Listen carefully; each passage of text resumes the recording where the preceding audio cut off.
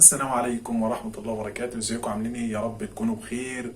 واول لقاء في نص نهائي دوري ابطال اوروبا ما بين ريال مدريد والنادي الالماني بايرن ميونخ يخلص بتعادل هدفين لهدفين. كرة القدم زي ما قال الكتاب بالظبط، تبقى قاعد تتفرج ومتمتع وناسي اي عك بيحصل في افريقيا واي عك بيحصل عندك في مصر في الكوره. بص، ناس الدنيا كلها ليله بعنوان الساحره المستديره. انا مسمي الليله دي بعنوان الساحره المستديره. تسال اي حد عن توقعاته لمباراه زي دي يقول لك ما اعرفش مين اللي هيفوز.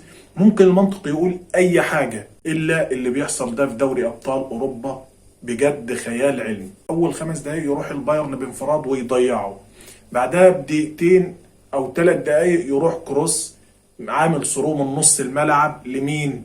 لفينيسيوس. عامل ثرو من نص الملعب لفينيسيوس ويسجل الهدف الاول لريال مدريد ويقفل على الباير، يبدا يقفل دفاعاته على الباير وينتهي الشوط الاول 1-0 لريال مدريد. وينزل الشوط الثاني الفريق الالماني منكمش جدا في بدايه الشوط.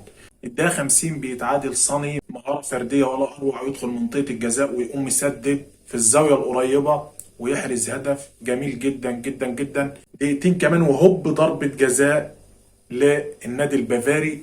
النادي البافاري يسجل هدفين، بعدها بدقيقتين يقوم مسجل عامل رومنتادا على ريال مدريد. انما برضه خلينا واقعيين، ريال مدريد شوط تاني ما جاش بصراحة، شوط تاني ما جاش باستثناء اخر 10 دقايق. واعتقد ان مش كل مباراة الطريقة دي هتنفعك يا انشيلوتي، لان الراجل اللي انت بتقابله او الفريق اللي انت بتقابله ومدير فني على اعلى مستوى بصراحة. توخيل مدير فني عالمي ممتاز جدا بصراحة.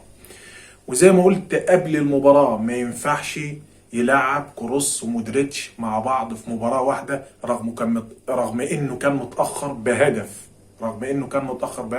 ونزل مودريتش وسحب كروس وهو مغلوب او خسران بهدفين لهدف، وخرج بلينجهام ودفع بابراهيم دياز.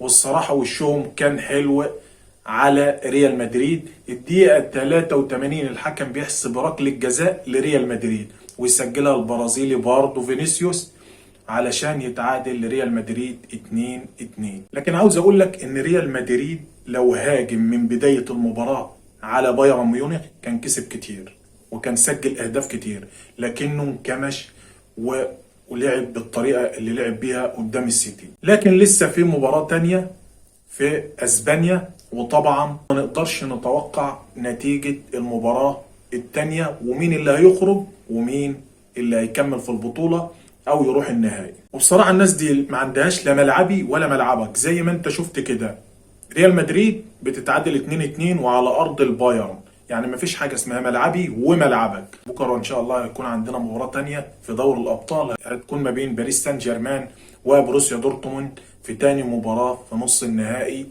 اللي طبعا هتكون قوية جدا جدا جدا. ومن وجهة نظري مفيش توقعات في البطولة دي.